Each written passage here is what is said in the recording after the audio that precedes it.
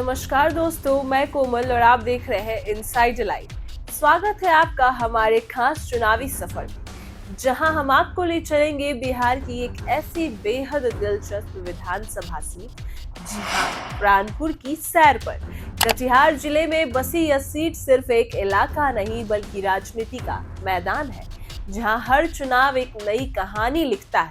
तो दोस्तों, प्राणपुर का जन्म हुआ था 1977 में।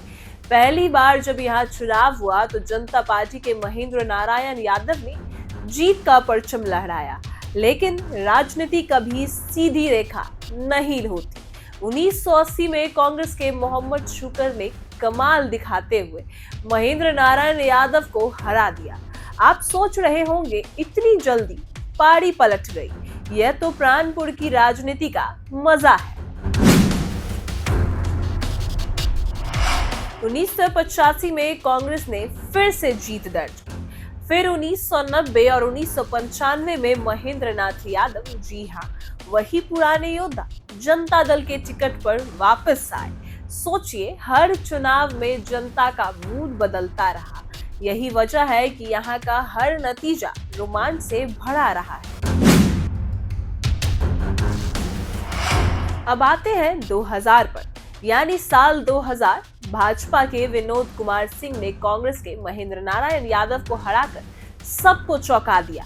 वहीं विनोद कुमार सिंह यही नहीं रुके, बल्कि लगातार 3 बार विधायक बने, यानी जीत गए 3 बार। लेकिन राजनीति में स्थायी कुछ नहीं।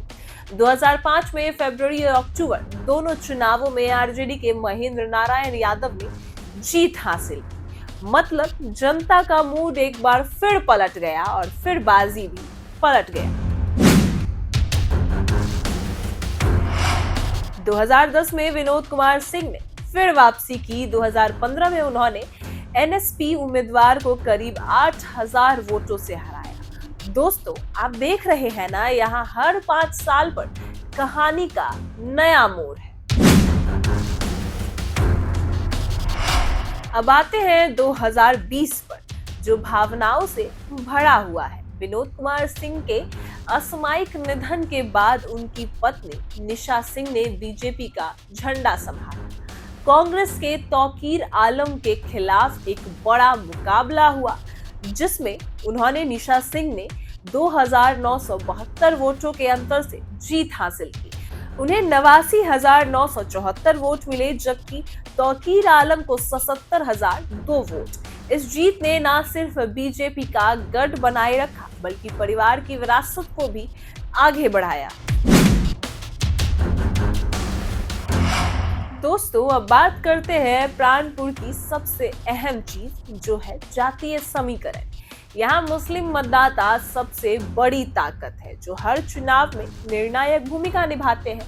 दलित वोटर्स भी बड़ा फैक्टर है। रविदास और यादव समुदाय का वोट भी गेम चेंजर साबित होता है और बड़ी निर्णायक भूमिका भी निभाता है। इसके अलावा कुर्मी और अन्य ओबीसी वर्ग के मतदाता भी चुनावी समीकरण को पूरी तरह से बदल सकते हैं। 2024 के आंकड़ों के मुताबिक कुल मतदाता है 3,26,204, जिनमें पुरुष मतदाता है 1,70,382, वही महिला मतदाता है 1,55,817। यानी महिला मतदाता भी अब इस सीट पर बड़ा असर डाल रही है। दोस्तों, आज प्राणपुर की जनता के सामने कई बड़े मुद्दे हैं। रोजगार, सड़क और स्वास्थ्य सुविधाएं, शिक्षा का स्तर, और यही तय करेगी कि अगली बार जनता किसे मौका देती है। 2025 के चुनाव में मुकाबला और भी दिलचस्प होगा। क्या बीजेपी निशा सिंह के नेतृत्व में गढ़ बचा पाएगी, या कांग्रेस और आरजेडी कोई नया बड़ा दाव खेलेगी, या कोई नया चेहरा सबको चौंका देगा? मुस्लिम वोट बैंक किस ओर झुकेगा, या सबसे बड़ा सवाल होगा।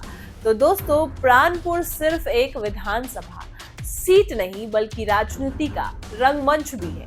और यहाँ का हर चुनाव एक नई कहानी, एक नया ड्रामा और जनता के फैसलों का उत्सव है। जो भी पार्टी जनता का विश्वास जीतेगी, वही प्राणपुर की असली कहानी लिखेगी। तो दोस्तों, आपने अभी सुनी बिहार के प्राणपुर विधानसभा सीट की पूरी कहानी। उम्मीद है आपको यह सफर दिलचस्प लगा होगा, लेकिन कहानी यही खत्म नहीं होती, क्योंकि बिहार की राजनीति में हर कोने में एक नई दास्तान छिपी हुई है। और अब बारी है मनिहारी विधानसभा सीट की। मनिहारी कटिहार जिले का एक अहम पहचान है और यह सीट सिर्फ एक चुनावी हल्का नहीं, बल्कि सामाजिक सांस्कृतिक रंगों से भी भरी हुई जगह है। गंगा और कोसी जैसी नदियों से घिरी यह धरती हमेशा से संघर्ष, उम्मीद और बदलाव की कहानी सुनाती आई है और चुनाव का दिलचस्प पहलू भी है। राजनीतिक तौर पर मनिहारी विधानसभा सीट हमेशा सुर्खियों में रही। यहाँ का वोटर सिर्फ जातीय समीकरण से तय नहीं करता, बल्कि मुद्दों पर भी अपने राय देता है। यही वजह है कि इस सीट से जीतने वाला उम्मीदवार अक्सर इलाके की अलग समस्या, जैसे कि बाढ़ हो गई, पलायन हो गया, रोजगार हो गया, बेरोजगारी या शिक्षा को उठाते हैं। तो दोस्तों, प्राणपुर की तरह मनिहारी का इतिहास भी उतना ही रोचक है। यहाँ कई बार सत्ता परिवर्तन हुआ, तो कभी यह सीट कांग्रेस का गढ़ रही, तो कभी वामपंथी दलों ने यहाँ परचम लहराया। बाद में क्षेत्रीय दलों और गठबंधन की राजनीति ने यहाँ की तस्वीर को बदल दिया। लेकिन मनिहारी सीट की खासियत यही है कि यहाँ के मतदाता बदलाव को लेकर सजग रहते हैं। कौन सा उम्मीदवार जनता की बात सुनेगा, कौन इलाके की तकलीफ को अपनी आवाज बनाएगा, और यही बात यहाँ का भविष्य तय करती है और जनता का मूड भी। अब सोचिए, गंगा किनारे बसे इस इलाके की राजनीति में जब विकास बनाम परंपरा की जंग छिड़ती है, तो किस तरह क्या नतीजा सामने आता होगा। यही वजह है कि मनिहारी को समझना आसान नहीं। यहाँ की राजनीति के पीछे जनता की उम्मीदें, नाराजगियां और संघर्षों की लंबी परतें छिपी हुई हैं। इसलिए हम आपको मनिहारी विधानसभा की कहानी में सिर्फ आंकड़े नहीं बताएंगे, बल्कि वहां की असली तस्वीर दिखाएंगे। हम बताएंगे कि आखिर किन वजहों से यह सीट हर बार चर्चा में रही, सुर्खियों में रहती है। किस तरह यहाँ के लोग चुनाव को सिर्फ नेता चुनने की प्रक्रिया नहीं मानते, बल्कि अपने भविष्य को तय करने का एक मौका मानते हैं। तो तैयार रहिए, अगली कड़ी में हम आपको लेकर चलेंगे मनिहारी विधानसभा सीट की तरफ और उसकी पूरी दास्तान सुनाएंगे। वहां की गलियों से लेकर नदी किनारे तक, मतदाताओं की आवाज से लेकर नेताओं की रणनीतियां तक, हर पहलू आपके सामने पेश करेंगे। तो दोस्तों, यह सफर अभी शुरू हुआ है।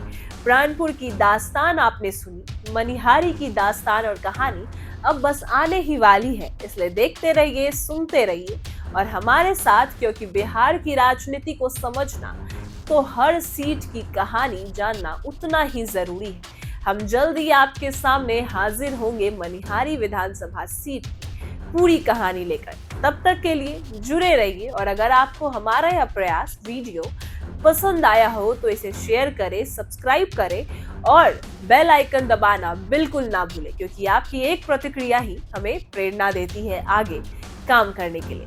धन्यवाद।